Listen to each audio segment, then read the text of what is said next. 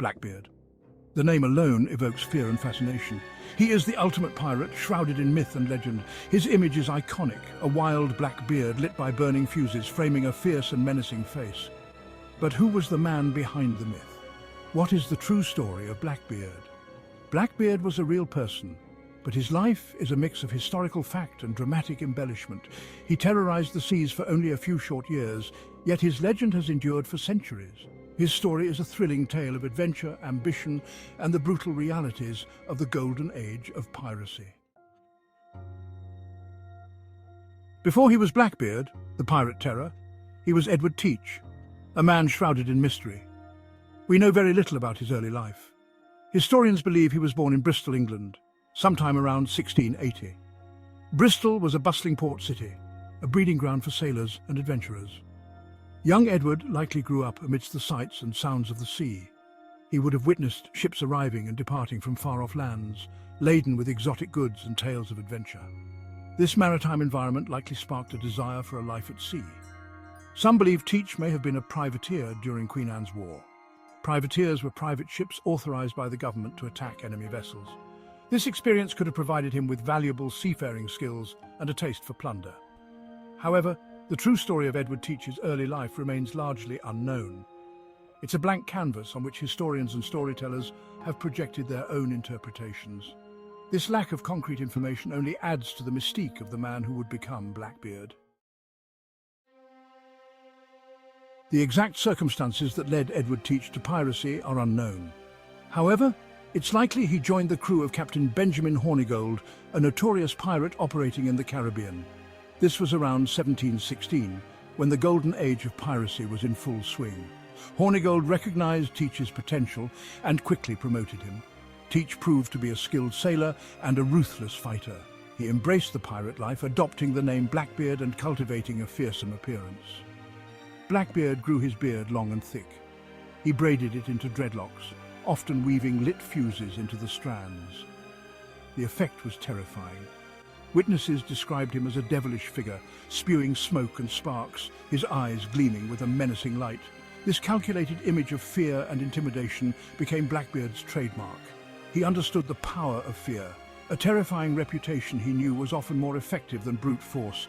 It could demoralize enemies and encourage surrender without a single shot being fired. Blackbeard was a shrewd strategist, using fear as a weapon to achieve his goals. Blackbeard's reign of terror began in the Caribbean and quickly spread up the coast of North America. He targeted merchant ships, particularly those carrying valuable cargo from the New World. His tactics were ruthless but effective. He would often blockade ports, holding entire towns hostage until a ransom was paid. He established a base on Ocracoke Island, off the coast of North Carolina. From this strategic location, he could easily prey on ships traveling along the busy shipping lanes. Ocracoke became a haven for pirates, a place where they could spend their ill-gotten gains and enjoy a brief respite from life at sea. Blackbeard's reputation preceded him. Captains trembled at the sight of his flag, a skeleton with horns spearing a heart while toasting the devil. His name became synonymous with terror and brutality. Despite his fearsome reputation, Blackbeard was not known for unnecessary violence. He preferred to avoid bloodshed whenever possible. He understood that a surrendered ship meant more loot than a sunken one.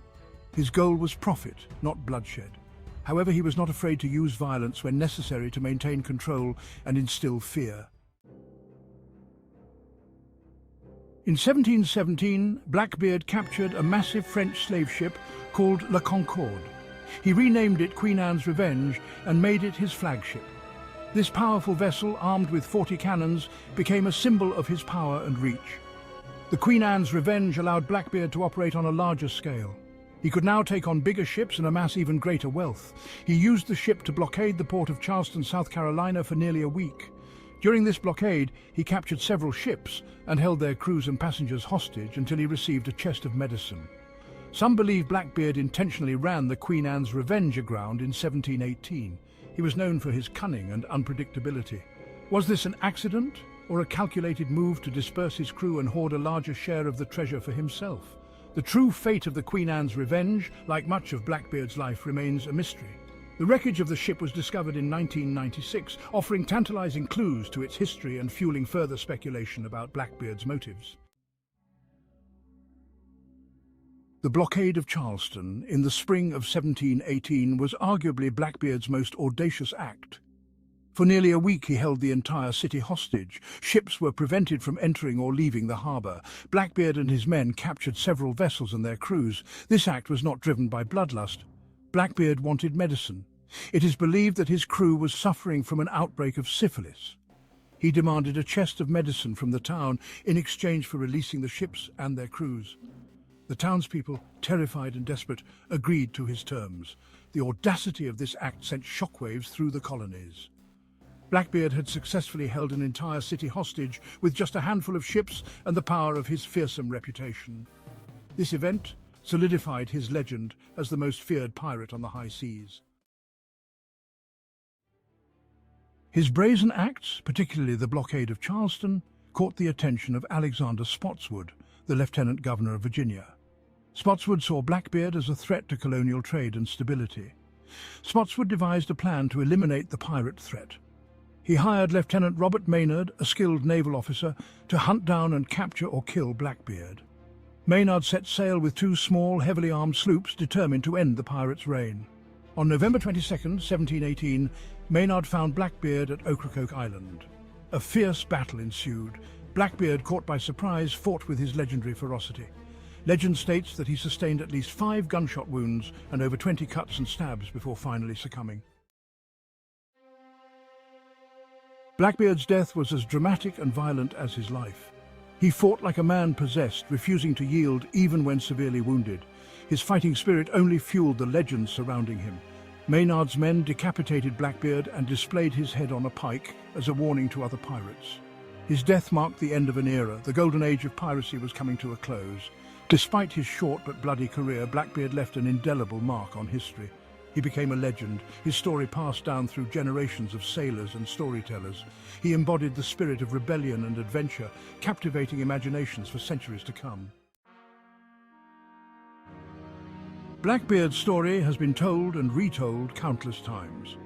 Fact and fiction have become intertwined, making it difficult to separate the historical figure from the romanticized pirate king of popular imagination. He has been featured in numerous books, films, and television shows. He is a popular figure in pirate-themed attractions and events. His name continues to evoke images of swashbuckling adventure and the lawless days of piracy. Some historians argue that Blackbeard's reputation as a ruthless killer is exaggerated. They point to his preference for intimidation over violence. Others maintain that his actions, such as the Blockade of Charleston, prove his brutality. Regardless of which version of the story one believes, Blackbeard remains a captivating figure. Blackbeard's life and death remain shrouded in mystery. Did he bury treasure? What motivated his ruthless ambition? What was the man behind the myth truly like? These questions continue to fascinate historians and treasure hunters alike. The discovery of the wreckage has provided valuable insights into Blackbeard's time at sea, yet many unanswered questions remain. His story is a reminder of the enduring power of mystery and the allure of the unknown. Blackbeard was a complex figure, a product of his time and a symbol of the enduring human fascination with rebellion, adventure, and the freedom of the open sea. His story, though steeped in violence and brutality, continues to resonate with audiences today. It reminds us of a time when pirates ruled the waves, and the seas were a place of both terror and boundless opportunity. Blackbeard's legend serves as a reminder of the enduring allure of the pirate myth and the mysteries that still lie buried beneath the waves. If you enjoyed this deep dive into the life of Blackbeard, don't forget to like, subscribe, and hit that notification bell. We have more thrilling pirate stories and historical adventures on the horizon. Let us know in the comments which legendary pirate you want to learn about next.